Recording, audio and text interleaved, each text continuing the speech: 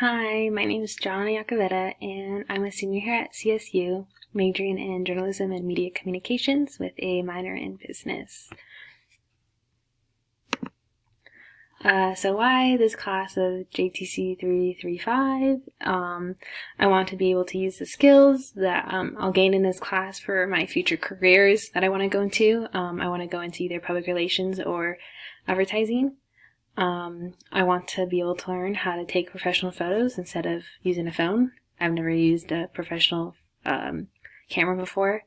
And then since COVID-19 started in March 2020, I've had to adjust to being an online student, and I think my main takeaway is for online learning is how much organization is important. And then an interesting fact about me is my mom's sister married my dad's brother.